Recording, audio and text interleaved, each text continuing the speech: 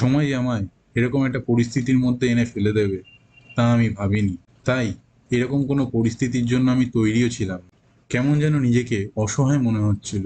আমার মনে হচ্ছিল পায়ের নিচ থেকে মাটিটা যেন সরে যাচ্ছে। So hey guys, welcome back to fresh new YouTube vlog in my YouTube channel Supradeb vlogs. আপনারা যারা যারা এখন অব্দি আমাদের চ্যানেলটিকে সাবস্ক্রাইব করেননি, প্লিজ চ্যানেলটিকে সাবস্ক্রাইব করে নেবেন। পাশে থাকা বেল আইকনটিকে প্রেস করবেন পরবর্তী ভিডিওর নোটিফিকেশনটা পাওয়ার জন্য। তো বন্ধুরা দেখো, আজকে অন্যান্য দিনের মতন আমার কাস্টমারের জন্য ওয়েট করতে হচ্ছে না। আজকে দোকান খুলে চেয়ারে বসতে বসতেই আজকে আমার প্রথম কাস্টমার এসে গেছে। এই দাদাভাই এসে আমাকে বললেন ওনার অ্যাকাউন্ট থেকে টাকা তুলে দিতে। আমি ওনার অ্যাকাউন্ট থেকে টাকা তুলে দিচ্ছি। ওনার হাতের ছাপ নিয়ে আমি ওনার অ্যাকাউন্ট থেকে টাকাটা তুলে দিচ্ছি। টাকা তুলতে তুলতে একটা ব্লুটুথ ইয়ারবাড থেকে দাদাভাইয়ের পছন্দ হয়ে যায়। এদিকে আমি টাকা তুলছি, এদিকে দাদাভাই ইয়ারবাডসটা সম্পর্কে জানতে চায়।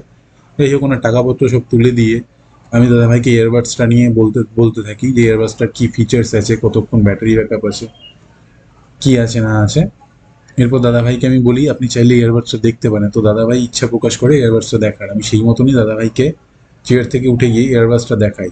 ইয়ারবাডসটা র্যাক থেকে নামাতে নামাতেই আরেক দাদাভাই এসে গেছেন 299 টাকা রিচার্জ করার জন্য। ফোন নিয়ে রিচার্জের অ্যাপ্লিকেশন খুলে দাদাভাইয়ের থেকে নাম্বার জানতে চাইলাম। দাদাভাইয়ের 299 টাকার রিচার্জ করতে হবে। রিচার্জ করার সময় নাম্বারটা খুব ভালো করে দেখে নিতে হয়, কেন যদি একটু ভুল হয় রিচার্জ করতে গিয়ে যদি একটা রিচার্জ নষ্ট হয় তাহলে সারা দিনে রিচার্জের লাভ ওই একটা রিচার্জের মধ্যেই ঢুকে যায়।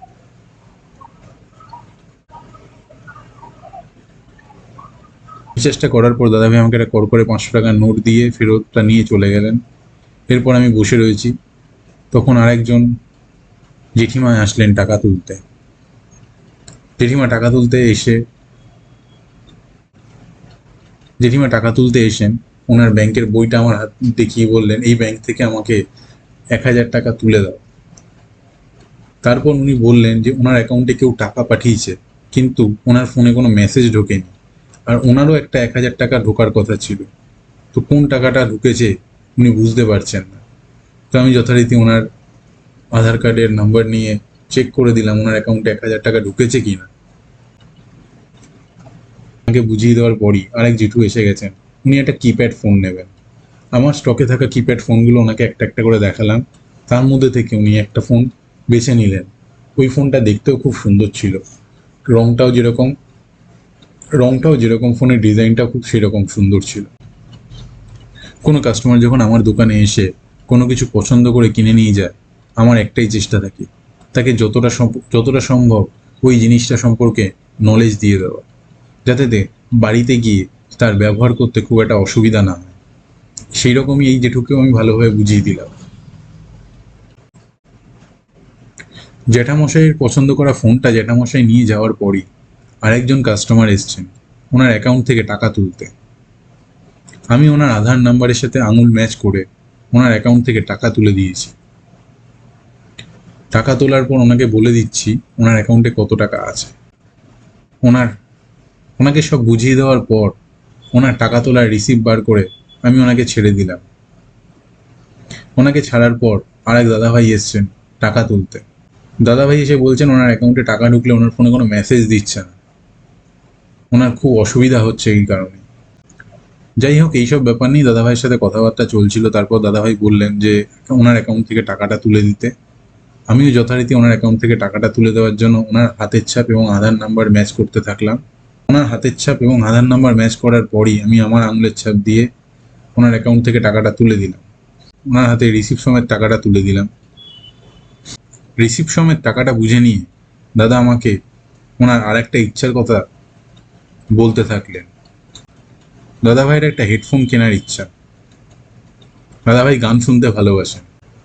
দাদাভাই ওনার ফোনটা আমার হাতে দিয়ে বললেন, দেখো তো ভাই, এই ফোনের সাথে চলবে ভালো কোনো হেডফোন আছে কিনা, তার হেডফোনটা দিও। বলা মাত্রই আমি দাদাভাইকে একটা একটা করে হেডফোন খুলে দেখালাম। প্রথমে একটা বাজেট রেঞ্জের মধ্যে হেডফোন দেখাচ্ছিলাম। তো দাদাভাই বললেন যে উনি আগে কখনো হেডফোন ব্যবহার করেন। যেই হেডফোনটা দেখাচ্ছিলাম ওটা ছিল একটা এয়ারটাইট হেডফোন। তাই আমি মনে করলাম এয়ারটাইট হেডফোনটা দেওয়াটা ঠিক হবে না। তাই আর একটা হেডফোন ওনাকে দেখালাম।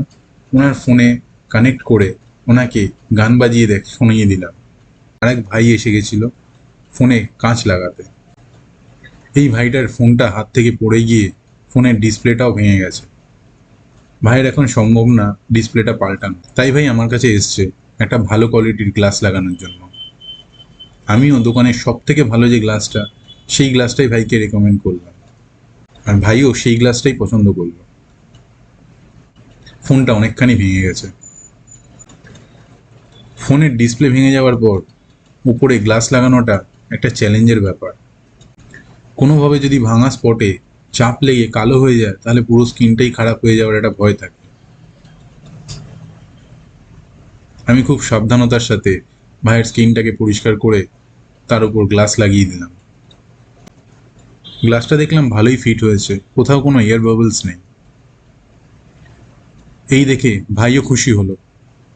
ভাই খুশি মনে ফোনটা নিয়ে তারপরই আরেক দাদা এসে দাঁড়িয়েছিল ভাইয়ের পেছনে ইলেকট্রিক বিল জমা দেওয়ার জন্য। এরপর এই দাদার ইলেকট্রিক বিলটা নিয়ে আমি ইলেকট্রিক বিল জমা করে দাদা ভাইকে রিসিপ্ট বার করে দিয়ে দিলাম। রিসিপ্ট বার করতে গিয়েই আজকে আমার সাথে একটা সাংঘাতিক ঘটনা ঘটে গেল। আমার সব থেকে প্রিয় আর আমার দোকানের সব থেকে দামি প্রিন্টার মেশিনে দাদা ভাইয়ের বিলের রিসিপ্ট প্রিন্ট দেওয়াতে আমি দেখি যে প্রিন্টার থেকে কোনো প্রিন্টই বেরোচ্ছে না, প্রায় পুরো ব্ল্যাঙ্ক পেপার বেরোচ্ছে। এই দেখে আমার মাথায় যেন আকাশ ভেঙে পড়লো, কেন এই প্রিন্টারটাকে আমি খুব পছন্দ করি, এটা আমার খুব শখ করে কেনা প্রিন্টার। আমি ফোন কেনার জন্য যে টাকা রেখেছিলাম, আমি ফোন না কিনে দোকানের এই মেশিনটা কিনেছিলাম। সময় আমায় এরকম একটা পরিস্থিতির মধ্যে এনে ফেলে দেবে তা আমি ভাবিনি, তাই এরকম কোনো পরিস্থিতির জন্য আমি তৈরিও ছিলাম না। কেমন যেন নিজেকে অসহায় মনে হচ্ছিল, আর মনে হচ্ছিল পায়ের নিচ থেকে মাটিটা যেন সরে যাচ্ছে। তো বন্ধুরা, ভিডিওটা ভালো লাগলে লাইক করবে, তোমাদের কোনো সাজেশন থাকলে কমেন্ট করে জানাবে। আর যেসব বন্ধুরা এখন অবধি আমাদের চ্যানেলটিকে সাবস্ক্রাইব করোনি, প্লিজ চ্যানেলটিকে সাবস্ক্রাইব করে নেবে। পাশে থাকা বেল আইকনটিকেও প্রেস করবে পরবর্তী ভিডিওর নোটিফিকেশনটা পাওয়ার জন্য।